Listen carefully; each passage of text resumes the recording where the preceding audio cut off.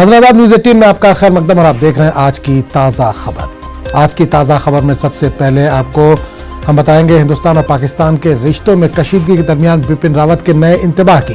फौज के सरबराह बिपिन रावत ने पीओके पर पाकिस्तान को सख्त पैगाम दिया। इन्होंने कहा है कि पीओके पर पाकिस्तान हुकूमत नहीं बल्कि दहशतगर्दों का कंट्रोल है। इसके बाद हम बात करेंगे हरियाणा में आज की सियासी हलचल की। बीजेपी आज हरियाणा में हुकूमत साजी का दावा पेश कर सकती है।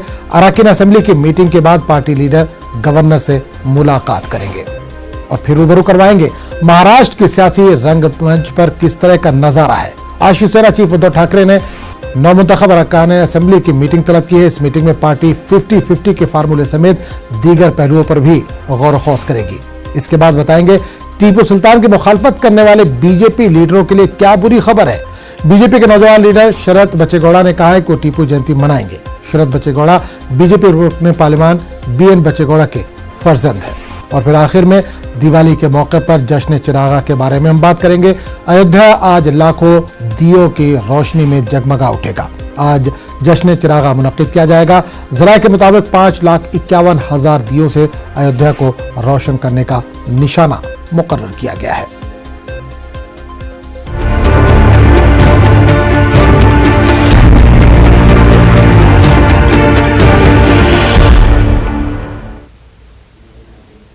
तो इस वक्त बड़ी खबर के बारे में आपको बता दें कि हज दरख्वास्त फॉर्म ऑफलाइन भरने की सहूलत, ऑनलाइन के साथ ऑफलाइन भी भर सकते हैं आज़मीन हज अपना फॉर्म। अभी सिर्फ बिहार के आज़मीन को मिली ऑफलाइन हज फॉर्म भरने की सहूलत। हज कमेटी के सीईओ राशिद हुसैन ने इस ताल्लुक से जानकारी दी। न्यूज़ 18 उर्दू इस सिलसिले में 2 दिन कबल दिखा चुका था खबर। ऑफलाइन हज का फॉर्म भरने की सहूलत से आज़मीन की तादाद में होगा इजाफा। आपको एक बार फिर बता दें बड़ी खबर आ रही है हज दरख्वास्त फॉर्म को लेकर। हज दरख्वास्त फॉर्म ऑफलाइन भरने की सहूलत, ऑनलाइन के साथ साथ ऑफलाइन भी भर सकते हैं आज़मीन अपना हज फॉर्म। अभी सिर्फ बिहार के आज़मीन को मिली ऑफलाइन हज फॉर्म भरने की सहूलत। हज कमेटी के सीईओ राशिद हुसैन ने दी जानकारी। न्यूज़ 18 उर्दू सिलसिले में 2 दिन कबल ही दिखा चुका था खबर। ऑफलाइन हज का फॉर्म भरने की सहूलत से आज़मीन की तादाद में इजाफा होगा।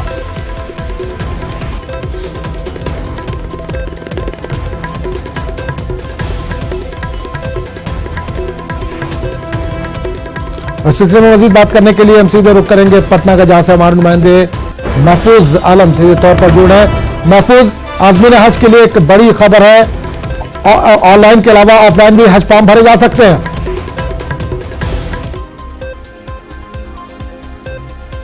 जी आजम, आज़मीन हज के लिए इस काफ़ी बड़ी खबर है। बिहार के हवाले से अगर देखें तो ऑनलाइन का सिर्फ इंतज़ाम था हज फॉर्म भरने के सिलसिले में, और ऑनलाइन को लेकर जो है बिहार के मुख्तलिफ ज़िलों में आज़मीन को काफ़ी मुश्किलें हो रही थी। और हज कमेटी, बिहार हज कमेटी बार बार इस बात को मुतालबा कर रही थी और अपील किया जा रहा था सेंट्रल हज कमेटी से कि ऑफलाइन का भी इंतज़ाम किया जाए।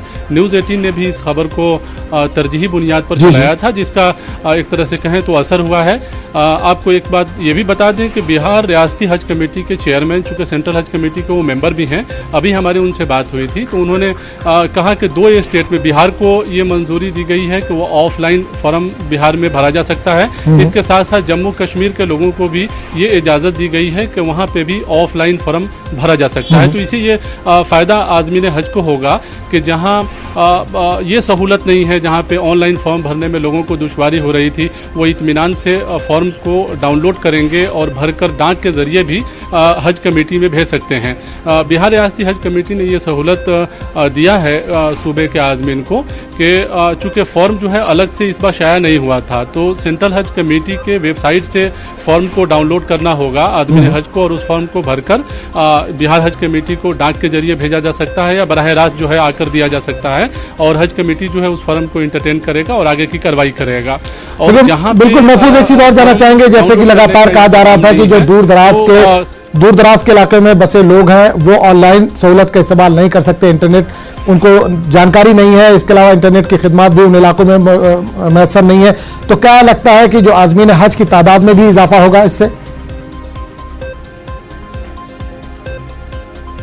जी आजम, बिहार रियासती हज कमेटी ने ये फैसला किया है कि जिन इलाकों में, जैसे बिहार के कई ऐसे ज़िले हैं जहां सैलाब से मुतासरा लोगों की एक अच्छी तादाद है, और उन इलाकों से ख़ास तौर से अगर सीमांचल की बात करें या मिथिलांचल की बात करें, चंपारण के इलाके की बात करें, वहाँ से आज़मीन हज की तादाद ज़्यादा होती है। बिहार हज कमेटी के सामने एक बड़ा चैलेंज ये भी था कि इनका कोटा पूरा नहीं हो रहा था। 12,000 से ज़्यादा कोटा है, और ऑनलाइन के इंतज़ाम से ये माना जा रहा था कि हज की तादाद, हज फॉर्म भरने वाले लोगों की तादाद काफ़ी कम होगी। ऑफलाइन के इंतज़ाम होने से ये फ़ायदा ज़रूर हुआ है कि जिन लोगों के यहाँ परेशानी है, जो भर नहीं सकते हैं फॉर्म, जहाँ ये भी इंतज़ाम नहीं है कि इंटरनेट उनके पास हो, उनके ज़िले में हो या उनके गाँव में हो, तो वैसे इलाकों में हज कमेटी फॉर्म को पटना से डाउनलोड करेगी अपने हेड ऑफिस से हज कमेटी, और उस फॉर्म को अपने लोगों के ज़रिए उन ज़िलों में भेजा जाएगा, और इत्मीनान से लोग जो है अपना फॉर्म भरेंगे, और बाकायदा वो आकर जमा कर सकते हैं या डाक के जरिए जमा कर सकते हैं। ये हज कमेटी ने इंतजाम किया है ताकि आदमीन हज की तादाद बढ़ सके और आदमीन हज को किसी किस्म की दुश्वारी ना हो। ये एक बड़ा मसला आ गया था कि ऑनलाइन फॉर्म भरना है, और आदमीन हज बिहार से जो लोग जाते हैं, बहुत सारे लोग ऐसे हैं जो कि अवेयर नहीं है कि किस तरह से फॉर्म भरा जाएगा, कैसे डाउनलोड होगा फॉर्म, इंटरनेट से अवेयर नहीं है। वैसे लोगों की मुश्किलें ज़ाहिर बढ़ गई थी, लेकिन इस सहूलत से यकीनन उनको फ़ायदा होगा, और ये कहा जा सकता है कि तादाद जो है बढ़ेगी, चूँकि इत्मीनान हो गया आप, और हज कमेटी जो है उनको वहाँ तक मदद करने को रेडी है कि उनको फॉर्म देगी, उनके फॉर्म को भराएगी और वहाँ से वापस लाकर जमा कराएगी। लोग अपने से भी भरकर जो है यहाँ जमा कर सकते हैं। तो ये कहा जाए कि बिहार के आदमीन हज के लिए एक अच्छी खबर है, इत्मीनान की खबर है कि उनको अब मसला का सामना नहीं करना पड़ेगा। कम से कम हज फॉर्म भरने के सिलसिले में वो इत्मीनान से हज फॉर्म भरेंगे और मुतमईन होकर जो है इस बात का इंतजार करेंगे कि जब फिर जो है इंस्टॉलमेंट देने की बारी आएगी, पैसा देने की बारी आएगी, तो उस वक्त जो है फिर वो एक अलग जो मरहला है वो तय होगा। तो ये कहा जा सकता है कि जो तादाद की बात थी कि हज कमेटी इस बात को लेकर काफ़ी फिक्रमंद थी कि उनकी तादाद जो है बढ़ेगी नहीं, पिछले साल से के मुकाबले भी इस बार जो है आदमीन हज की तादाद कम रहेगी, तो अब ये मान रहे हैं कि नहीं, उनकी तादाद में इजाफा होगा। इसी तरह जो है हालांकि दूसरे स्टेट में अभी ये इजाज़त नहीं दी गई है ऑफलाइन भरने की, सिर्फ जैसे चेयरमैन के मुताबिक, बिहार हज कमेटी के चेयरमैन के मुताबिक वो मुंबई गए थे इस बात को लेकर, तो उन्होंने ये जानकारी दी है कि बिहार को और जम्मू कश्मीर को ये इजाज़त मिली है कि वो ऑफलाइन फॉर्म भर सकते हैं ताकि आदमी को किसी किस्म की परेशानी ना हो। तो इसमें यही है। महफूज एक चीज और जानना चाहेंगे, ऑनलाइन के मुकाबले ऑफलाइन का जो मरहला होता है काफी तवील होता है, तो क्या लास्ट डेट में भी कुछ तब्दीली की जा सकती है? फॉर्म दाखिल करने की जो आखिरी तारीख है, क्या उसमें भी कुछ तब्दीली की जा सकती है? देखिए आजम, अब तक जो रहा है मामला सेंट्रल हज कमेटी का कि वो आखिरी तारीख में इजाफा करते हैं, वो 15 दिन, 16 दिन, 20 दिन का इजाफा करते हैं। जैसे मुतालबात स्टेट हज कमेटियों की जानिब से आता है तो जाहिर है वो इजाफा करते हैं तारीख में। इससे एक फ़ायदा ये भी होगा कि जो लोग आखिरी तारीख तक भी अपना फॉर्म ऑफलाइन भरेंगे और वो भेज नहीं पाएंगे अगर हज कमेटी को, तो हज कमेटी ये मान लेगी कि नहीं, अगर वो 2 दिन 3 दिन उनको ताख़ीर भी होता है तो उस फॉर्म को वो लेकर जो है हज कमेटी पटना में ख़ास तौर से स्टेट हज कमेटी अपने से जो है उस फॉर्म को भर सकती है, ऑफलाइन फॉर्म जब इनके पास आ जाएगा। बिहार में ये अक्सर देखा जाता है कि आखिरी वक्त में फॉर्म की तादाद ज़्यादा होती है। बिहार में कई जगहों पे सेंटर बिहार हज कमेटी ने अपना बनाया है, जैसे किशनगंज, पूर्णिया, कटिहार, अररिया, मुजफ्फरपुर, मोतिहारी, इन इलाकों में सेंटर है। तो वहाँ के जो आदमीन जो जाएंगे, जो फॉर्म भरेंगे, वो वहीं पे जमा करा देंगे हज कमेटी के सेंटर पे। ऐसे कई मकामी जिम्मेदार हैं जिनको हज कमेटी ने अपना नोडल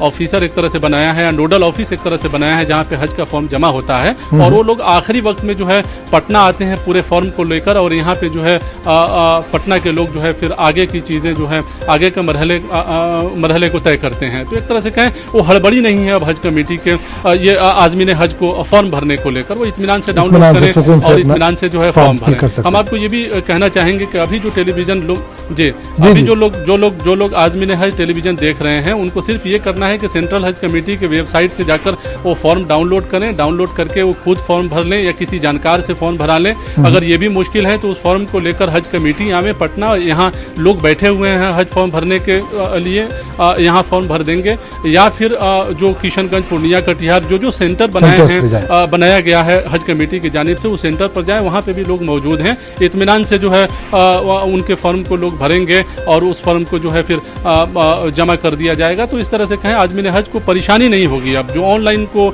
लेकर जो है काफ़ी मुश्किल मरहला था उनके सामने और एक काफ़ी हड़बड़ी में थे लोग कि किस तरह से फॉर्म भरेंगे और किस तरह से क्या करेंगे। तो ये मसला कम से कम बिहार के लिए जो है एक तरह से आसानी फराहम कराई है हल हो गया और जाहिर है इससे आदमीन हज की तादाद में इजाफा होगा। चलिए बहुत बहुत शुक्रिया महफूज इस तमाम जानकारी के लिए। आगे बढ़ेंगे। वादी कश्मीर में मजमूई सूरत हाल पुरअमन है। वादी के ज्यादातर इलाकों में दफा 144 नाफिज है। दुकानें और तिजारती मराकज बंद हैं। सुबह के औकात में ज्यादातर इलाकों में दुकानें खुलती हैं, इसके बाद बंद कर दी जाती हैं। निजी गाड़ियों की आमदोरफ्त जारी है, लेकिन पब्लिक ट्रांसपोर्ट सड़कों से गायब है।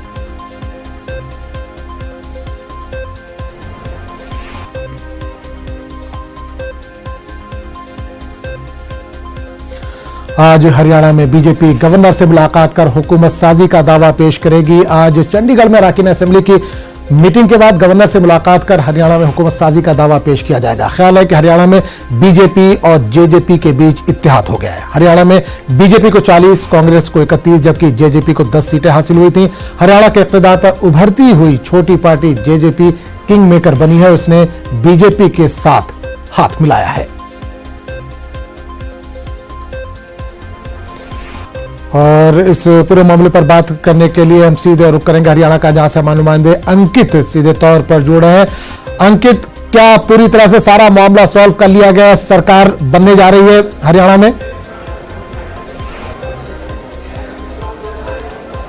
बिल्कुल, भाजपा की सरकार अब हरियाणा में बनने जा रही है और भाजपा और जननायक जनता पार्टी दोनों में समझौता हो चुका है। दोनों में समझौता होने के बाद ही अब भाजपा सरकार बनाने जा रही है। और आपको मैं दिखाना चाहूंगा कि विधायक यहां आने शुरू हो चुके हैं। एक एक करके विधायक दल की बैठक है। अभी 11 बजे विधायक दल की बैठक होगी तो विधायक आने शुरू हो गए हैं। तो एक एक करके विधायक आ रहे हैं। आप देख सकते हैं संगठन मंत्री सुरेश भट्ट हैं, वो यहाँ पहुंचे हैं। विधायक दल की बैठक के दौरान वो भी मौजूद रहेंगे। तो एक एक करके विधायक यहाँ पहुंच रहे हैं और पहुंच करके वो अपना अपना जिस तरह से यहां पहुंचेंगे। 11 बजे मुख्यमंत्री भी आएंगे, जो कि केंद्रीय प्रवक्ता हैं रविशंकर प्रसाद, वो यहां मौजूद रहेंगे। अरुण सिंह यहां मौजूद रहेंगे।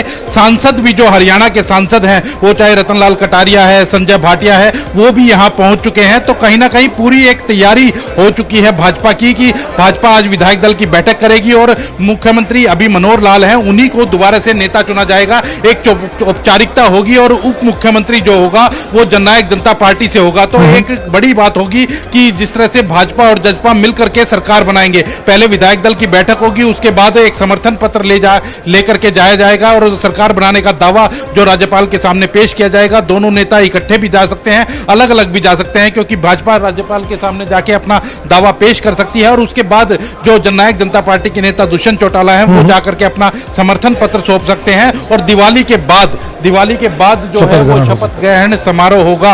ये तय है कि दिवाली के बाद अब शपथ ग्रहण समारोह होगा। तो कहीं ना कहीं जो एक कशमकश लगाई जा रही थी, क्योंकि बीजेपी का बहुमत नहीं आया था, 40 सीट आई थी और उसके बाद से कशमकश लगाई जा रही थी कि कैसे सरकार बनेगी, निर्दलीयों के दम पे सरकार बनेगी या फिर स्थायी सरकार। वो तो इसलिए कल समझौता हुआ और समझौता होने के बाद स्थायी सरकार की ओर अब बीजेपी बढ़ रही है और 40 और 10 आपसे जानना चाहेंगे, इससे पहले 5 साल तक बीजेपी ने वहां पर सरकार चलाई।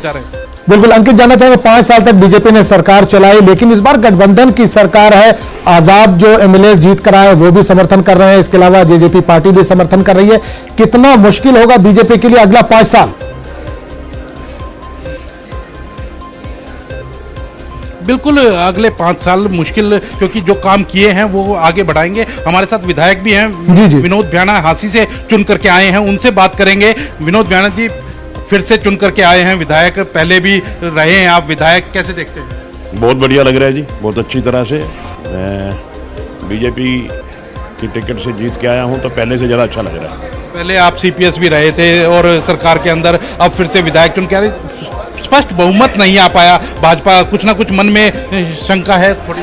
नहीं, कोई बात नहीं, गठबंधन की सरकारें पहले भी चलती आई हैं और आगे भी चलेगी, कोई ऐसी दिक्कत वाली बात नहीं। जननायक जनता पार्टी के साथ आपका गठबंधन हुआ है, तो क्या लगता है कि 5 साल तक अच्छे से निभेगा? बहुत बढ़िया ढंग से निभेगा, कोई दिक्कत नहीं। अपोजिशन मजबूत है अंकित, एक बार पूछिए सवाल। अपोजिशन मजबूत है इस बार? क्षेत्र है वहां से चुन करके। नहीं बिल्कुल, मैं कहना चाह रहा था वो तो चले गए आपके पास। अपोजिशन मजबूत है लेकिन इस बार बिल्कुल दूसरे दूसरे बिल्कुल इसमें कोई दो राय नहीं है, अपोजिशन बहुत मजबूत है और कांग्रेस के 31 विधायक चुन करके आए हैं, तो अपोजिशन में कोई कमी नहीं है, अपोजिशन बहुत मजबूत है और मजबूत अपोजिशन ही चाहिए होता है। एक अच्छी सरकार तभी चलती है जब अपोजिशन मजबूत हो, और वही अब की बार हुआ है कि 31 विधायक कांग्रेस के चुन करके आए हैं। कोई भी सरकार की कोई निरंकुशता होगी तो उसके ऊपर पूरी तरह से अंकुश कांग्रेस के विधायक लगा सकेंगे, तो एक अच्छी सरकार कह सकते हैं कि अब की बार चलने की उम्मीद है। और वो लेकिन जो गठबंधन हुआ है, जो जजपा का भाजपा का गठबंधन हुआ है, वो गठबंधन पूरी अच्छी तरह टिका रहे और 5 साल तक अच्छे से वो सबका साथ सबका विकास, जैसा कि मुख्यमंत्री मनोहर लाल कहते हैं कि वो लेकर के चलेंगे। अगर उसके ऊपर चलते हैं तो वो कहीं ना कहीं 5 साल तक सरकार चलेगी। और निर्दलीय जो विधायक हैं उनका समर्थन भी हासिल है, 8 जो निर्दलीय विधायक हैं उनका समर्थन भी हासिल है, तो वो भी एक कहीं ना कहीं आप वो एक रोल निभाते हुए नजर आएंगे। उनमें से भी किसी ना किसी को कोई ना कोई पद जरूर मिल सकता है, तो एक मजबूत सरकार कह सकते हैं कि दोबारा से हरियाणा में बनने जा रही है। और वो आज विधायक दल का नेता मनोहर लाल मुख्यमंत्री पहले भी हैं और एक बार औपचारिकता फिर से पूरी कर ली जाएगी, उनको फिर से बना लिया जाएगा और उसके बाद फिर राज्यपाल के सामने दावा पेश करने जाएंगे सरकार बनाने का कि उनके पास आंकड़ा पूरा हो चुका है। और उसके बाद फिर वो शपथ ग्रहण समारोह कब रखा जाता है वो देखना होगा। जी चलिए, बहुत बहुत शुक्रिया। जाहिर सी बात है दिवाली के बाद ही शपथ ग्रहण समारोह की बात की जा रही है। बहुत बहुत शुक्रिया अंकित इस तमाम जानकारी के लिए। तो खबरों का सिलसिला जारी रहेगा, लेकिन एक छोटे से वक्फे की बात। एक बार फिर आपका खैर मकदम और आप देख रहे हैं आज की ताज़ा खबर। शिवसेना चीफ उद्धव ठाकरे ने आज नौमुंतखब अरकान असेंबली की मीटिंग तलब की। इस मीटिंग में पार्टी 50-50 के फार्मूले समेत दीगर पहलुओं पर गौर खौस करेगी। ख्याल है कि नताइज के ऐलान के बाद से शिवसेना बीजेपी से 50-50 के फार्मूले पर अमल करने का मुतालबा कर रही है। इस फार्मूले के मुताबिक 2.5 साल शिवसेना का वजीर आला और 2.5 साल बीजेपी का वजीर आला होगा, लेकिन बीजेपी आला क़यादत की जानिब से देवेंद्र फडणवीस को ही वजीर आला के तौर पर बरकरार रखने का ऐलान किया गया है, जिसे शिवसेना खींची नजर आ रही है। और इस पूरे मामले पर बात करने के लिए हम सीधे रुख करेंगे मुंबई का, जहां समानुमानदेव वसीम अंसारी इस वक्त सीधे तौर पर जुड़े हैं। वसीम, हरियाणा का मामला तो पूरी तरह से हल चुका है, लेकिन महाराष्ट्र में अभी मामला फंसा हुआ है, पेच फंसा हुआ है। 50-50 पर बीजेपी तैयार नहीं दिख रही है।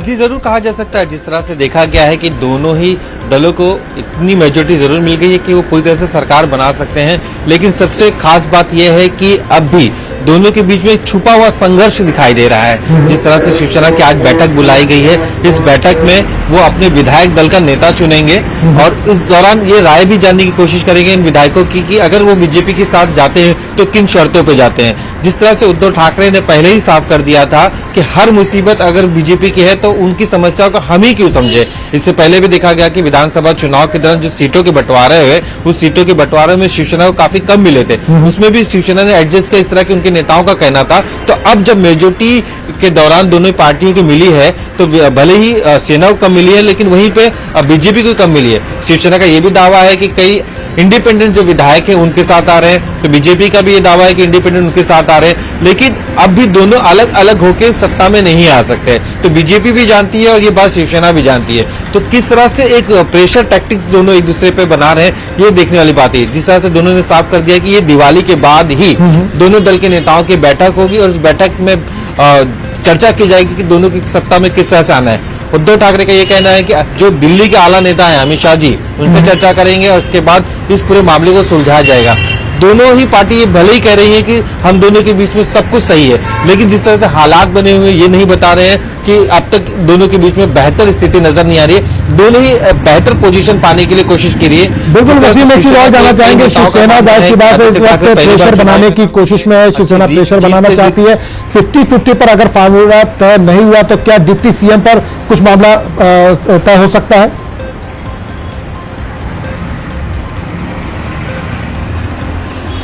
देखिए, जिस तरह से शिवसेना का अभी ये प्रेशर बनाया जा रहा है कि 50-50 का जो फार्मूला है उसको तय किया जाए, 2.5 साल उनका सीएम, 2.5 साल हमारा सीएम। लेकिन जिस तरह से एक माहौल साफ तौर पे दिखाई दे रहा है तो शिवसेना किसी और पार्टी का सहयोग नहीं करेगी। तो हो सकता है कि आने वाले दिनों में दिल्ली के आला नेताओं से चर्चा करने के बाद इस पे सहमति जरूर हो सकती है कि बीजेपी का अगर मुख्यमंत्री होता है तो डिप्टी सीएम शिवसेना को दिया जाए। और कई ऐसे बड़े मंत्रालय हैं जो शिवसेना चाहती थी पिछले सरकार में, जो उन्हें नहीं मिले, जिसमें से गृह मंत्रालय हो सकता है उसकी भी डिमांड करे। तो ऐसी कुछ शर्तों के साथ आने वाले दिनों में बड़े फैसले लिए जा सकते हैं। लेकिन फिलहाल अभी अब जो उनके विधायक है उनका ये मानना है कि किसी भी तरह कोई कॉम्प्रोमाइज न किया जाए, क्योंकि दोनों को एक दूसरे की जरूरत है और ऐसे वक्त में जो 50-50 के फॉर्मूला है उसी पे पहले तरह से पहल की जाए। जी चलिए वसीम, बहुत बहुत शुक्रिया इस तमाम जानकारी के लिए।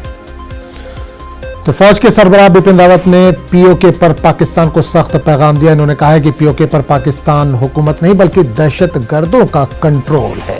देखिए report.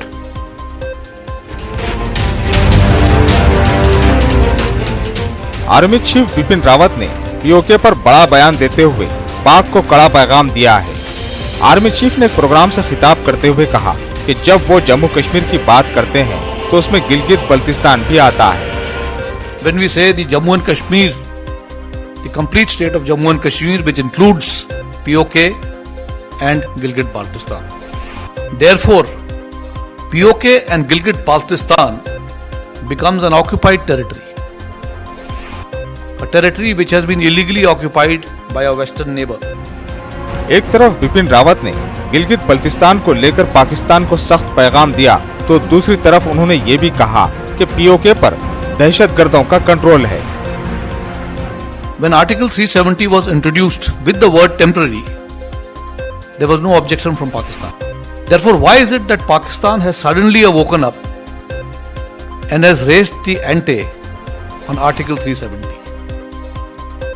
It is because this illegal territory which has been occupied by Pakistan, illegally occupied by Pakistan, is not controlled by the Pakistani establishment. It is controlled by terrorists. POK is actually a terrorist controlled country or a terrorist controlled part of Pakistan. ख्याल रहे कि जम्मू कश्मीर से दफा 370 की मनसूखी के बाद से पाकिस्तान बौखलाया हुआ है और इस मामले को बैनुल-अक़वामी प्लेटफॉर्म पर मुसलसल उठा रहा है। हालांकि हिंदुस्तान ने यह साफ कर दिया है कि ये उसका दाखिली मामला है और कश्मीर मुद्दे पर अगर पाकिस्तान से कोई बात होगी तो वो सिर्फ पीओके पर होगी। Bureau report, news 18 network. और बीजेपी के कौमी तर्जुमान शाहनवाज हुसैन ने बिपिन रावत के बयान की तस्दीक की और कहा कि पाक मकबूजा कश्मीर पर दहशतगर्दों का कब्जा है, इसलिए इसे छुड़ाना हमारी जिम्मेदारी है। बिपिन रावत जी ने सही कहा है कि पाक ऑक्युपाइड कश्मीर का इलाका, गिलगिट बल्तिस्तान का इलाका वो भारत का हिस्सा है और अभी वो पाकिस्तान के भी ऑक्युपेशन में नहीं है बल्कि वो आतंकियों के ऑक्युपेशन में। उसको मुक्त कराना ये हमारा फर्ज है, जिम्मेदारी। पाकिस्तान आतंकियों के जरिए उस इलाके को नियंत्रित कर रहा है और वहाँ के लोगों पर जुल्म भी कर रहा है। दफा 370 के खात्मे और रियासत को यूनियन टेरिटरी का दर्जा मिलने के बाद जीसी मुर्मू जम्मू कश्मीर के पहले लेफ्टिनेंट गवर्नर बनाए गए। इसके अलावा राधा कृष्णा माथुर को लद्दाख की जिम्मेदारी दी गई। राष्ट्रपति भवन से जारी प्रेस रिलीज के मुताबिक सदर जमहूरिया रामनाथ कोविंद ने गुजरात कैडर 1985 बैच के आईएएस गिरीश चंद्र मुर्मू को जम्मू कश्मीर का पहला लेफ्टिनेंट गवर्नर मुकर्रर किया। मुर्मू वजीर आजम मोदी के साथ गुजरात में काम कर चुके हैं। वो 30 अक्टूबर को रिटायर होंगे और 31 को अपने ओहदे का हलफ लेंगे।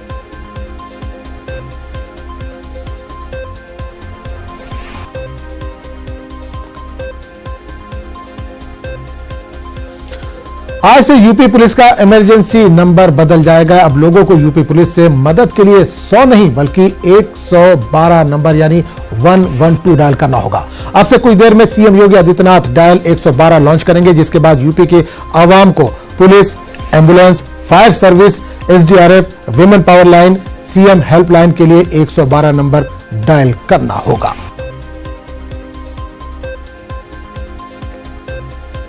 वहीं बुजुर्ग शहरियों के तहफ़्फ़ुज़ के लिए सवेरा प्रोग्राम का भी इफ्तिताह होगा, जिसके जरिए बुजुर्ग वालिदैन सताए जाने या परेशान करने की शिकायत भी दर्ज करवा सकते हैं।